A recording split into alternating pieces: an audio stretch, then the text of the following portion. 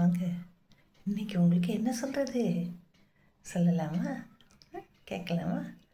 இது நம்முடைய பண்பை பொறுத்தது.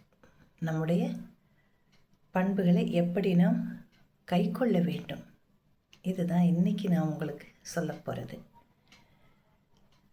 நம்முடைய இதயம் இருக்குல்ல, எப்போ பார்த்தாலும் என்ன செய்யுது, லெப்டப்புன்னு இதயம் ஒருத்தருக்கும் அவங்களுடைய கைப்பிடி அளவு மட்டும்தான் இருக்கும். அப்படிப்பட்ட இதயம் எப்படி இருக்க வேண்டும் என்றால், ஒருபோதும் மற்றவர்களை வெறுப்பதாக இருக்கக்கூடாது. அந்த மாதிரி இதயத்தை நீ வைத்துக்கொள் அப்படின்னு ஒன்று. இன்னும் ஒன்று இருக்குது, அழகான புன்னகை. அந்த புன்னகை, சில பேரை பார்த்தோன்னா அழகாக சிரிப்பாங்க. அவங்க சிரிக்காமையே இருந்தால் கூட ரொம்ப அழகாக இருக்கும். நம்மளுக்கு அவங்களை பார்க்கணுங்கிற எண்ணம் வரும். அவங்களை பார்த்தா ஒரு புத்துணர்ச்சி தோன்றும். அதனால் அப்படி ஒரு அழகான புன்னகை எப்பொழுதும் உன் முகத்தில் இருந்து நீக்கி விடாதே. அதுவும் ஒன்று. இன்னும் ஒன்று இருக்குது. அது என்ன? நம்ம ஆறுதல் சொல்லுவோம் பல இடங்களில். நம்முடைய நண்பர்களாகட்டும், அம்மாவாகட்டும், அப்பாவாகட்டும், தம்பியாகட்டும், எந்த உறவாக இருந்தாலும் என்ன செய்வோம், ஏதாவது அவங்களுக்கு வருத்தமாக இருந்ததுன்னா ஒன்று அவங்கள கட்டி பிடிச்சிப்போம், இல்லைன்னா என்ன செய்வோம், மெல்ல அணைத்தல் அப்படின்னு ஒன்று, இல்லைன்னா அவங்க கையை பிடிச்சிக்குவோம் இல்லையா, கையை மென்மையாக பிடித்து கொள்ளும்.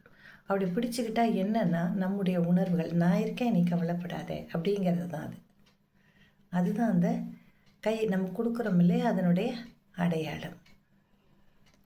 அப்போது அந்த கை அந்த மாதிரி இருக்கக்கூடிய இது தொடுதல். நம்ம கை வைக்கிறதுங்கிறது, ஒருத்தரை பிடிக்கிறது தொடுதல், வேகமாக அடிக்கிறது அடித்தல் இல்லையா. அப்போது இந்த கை தான் எல்லாத்துக்கும் வருது. அடிக்கிறோம், குத்துறோம், அரைகிறோம், எல்லாம் செய்கிறோம். அதே கை தான் ஆறுதல் தரும்போது கைகளை மெல்ல பற்றி கொள்ளுகிறது, மிக இதமாக அணைத்து கொள்ளுகிறது இல்லையா. அப்போது அந்த தொடுதல் என்ற உணர்வானது எப்படி இருக்க வேண்டும் என்றால், யாரையும் காயப்படுத்தாமல் இருக்க வேண்டும். காயப்படுத்துறது என்ன? குஸ்தி போடுறது, பளிச்சுன்னு வைக்கலாம். தப்பு செய்கிறது எந்த மாதிரிங்கிறத பொறுத்து செய்யலாம். ஆனால் பெரும்பாலாக நம்ம கை கொள்ளக்கூடிய உணர்வுகளோடு சேர்ந்த இந்த தொடுதல். இப்போ நான் சொல்கிறது என்ன புரியுதா? Carry a heart that never hates. யாரையும் வெறுக்காதே. Carry a smile that never fades. உன்னுடைய முகத்தில் எப்பொழுதும் அந்த புன்சிரிப்பு இருந்து கொண்டே இருந்தால் நம்மளும் நல்லா இருப்போம், நம்மளை பார்க்குறவங்களும் நல்லா இருப்பாங்க. அதே மாதிரி தான் carry a touch that never hurts. யாரையும் காயப்படுத்தக்கூடாது.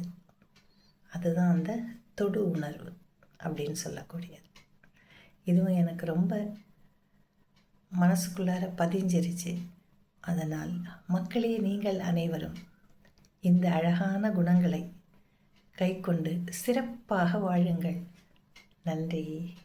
நாளை நாம் மீண்டும் சந்திக்கலாம்.